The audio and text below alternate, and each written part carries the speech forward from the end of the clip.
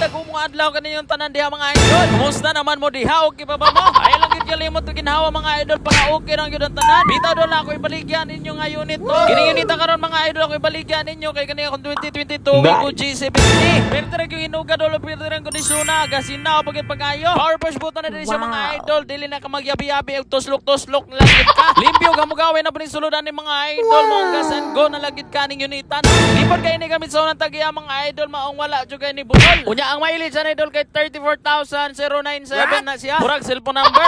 Bitaw daw mga nagpamatuod nga di gid kay gamit ang sakyanan no. Nana po siya lapan nga lagi space alo yung mga idol bisan pag isulod ni mo yung balay ani igo yun. Nana po ni splitter nga wa pa nagamit mga idol ug hasta tools pakapinala ng abog yo. Nana po ni chef aglam mga idol gamit kay labi na karong ulan-ulan no. Smooth lang pud kay ni drive mga idol wa jud kay cabin nga feel. Ug balik ka mo gaway sa sulod pwede pang baylihan. Bug na ra pud kay ni aircon mga idol. Wa pa ganin ako na defull liha bali na pagkapaso na. Touch screen na po din itong display mga idol di na ka mahasol-hasol og liso kay touch by touch na lang ka diha. Nana po ni siya built in reverse camera mga idol para sa imong safety og di ka makabanggas loyo. Og perme kani mo'y kinaimportante hanjod sa pagbalit og sakinan mga idol kani ato makina. Kay bali sa kondisyon makina ning unita mga idol wa joy issue og wala halong chemical. Og 3 months engine warranty gyapon ato ning unita diri mga idol di gyud ka magmahay. Starting price ato karon mga idol kay 530 Wigo G70 top of the line. Negotiable pa na siya mga idol no. Ug kung interesado ka ani mga idol ipihimdahin ko ani nga number